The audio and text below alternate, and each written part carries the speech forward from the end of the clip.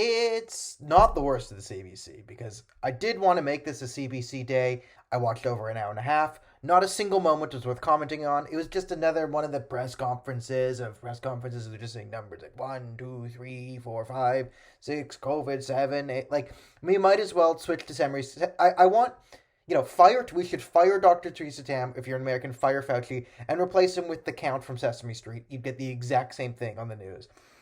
So none of that was worth. So if I had to torture myself with an hour and a half of CBC, that that sucks. So I'm gonna do one of my favorite things, which is courting death threats from Pakistan. Hi, Pakistan.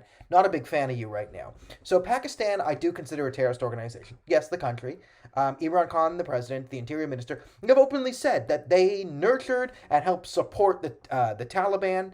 The Taliban, noted terrorist organization. They probably also help foster and nurture ISIS-K, which is they're doing the Assad thing now, which is like, oh look, there's someone even worse than me. Like we gotta negotiate with the Taliban, or else we have ISIS. And only Obama and Biden and the Democrats would be dumb enough to fall for it. Luckily, oh wait, they are in charge of the world, so it will work. But here's an interesting thing from the Taliban. Sorry, Pakistan. Sorry, the Taliban. Taliban? Taliban. Pakistan and the Taliban. There was just a bill that was rejected in Pakistan by all major levels of government as un-Islamic, and that bill was a bill against forced conversions. So some religious minorities in Pakistan, because Pakistan is a nation of diversity and tolerance, they wanted to pass a bill that would make it illegal to kidnap a Christian, Hindu, or Sikh girl, rape her, and then forcibly convert her to Islam. Now, most common sense people would say, of course that's illegal. Actually, not in Pakistan.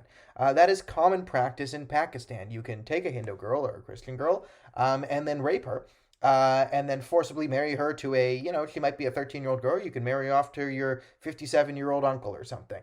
And this is common practice. And there was legislation put forward to make this illegal, but it was struck down by the courts and the Ministry of Interior and the Minister of Religious Tolerance, whatever. Yes, the Ministry of Religious Tolerance in Pakistan said no. Rape and kidnapping and forced marriages, to outlaw that would be un-Islamic. So that's according to Pakistan. Pakistan, I think you have a lot to answer for. So this is another reason why we should just not be, again, for all the people, there's no two sides in the Israeli-Palestinian conflict. Palestine has been occupied and blah, blah. Okay. Name me one Palestinian leader prior to Yasser Arafat, and I'll convert to, I'll join Hamas. But the Pakistan-India thing, it is really ridiculous as Canada and Americans and Westerners that we play neutral games here. And actually in Canada, we're shifting more towards Pakistan, which is ridiculous. Not only is Pakistan a moral abomination as it stands now, but it has no real economic gain for us. Like, at least in comparison to India. Like, what the hell are we doing?